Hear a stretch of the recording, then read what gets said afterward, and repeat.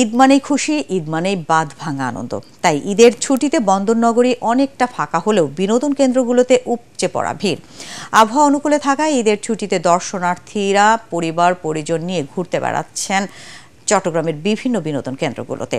শিশু কিশোর ও বড়দের সরব উপস্থিতিতে মুখর বিনোদন কেন্দ্রগুলোতে। চট্টগ্রাম থেকে আরও জানাচ্ছেন সৈয়দ তামিম মাহমুদ।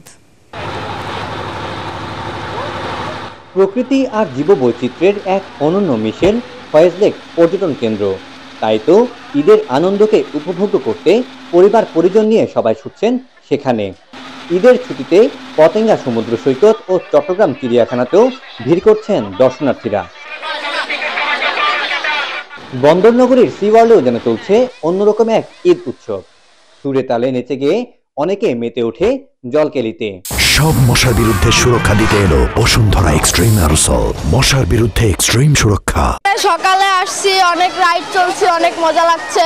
এখানে এসে রাইড চললাম, সাঁতার কাটলাম, অনেক মজা লাগছে। ছেলেকে নিয়ে আসি, অনেক ভালো লাগে, অনেক মজা করি আমরা। শিশুদের পাশাপাশি বড়রাও উপভোগ করছে বিভিন্ন রাইড।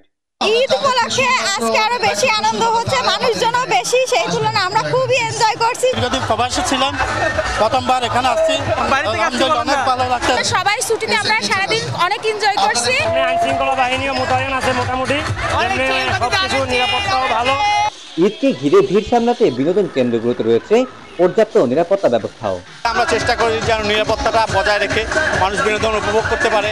ঈদ উৎসবকে আরো আনন্দময় করে তুলেছে এই সকল বিনোদন কেন্দ্রগুলো।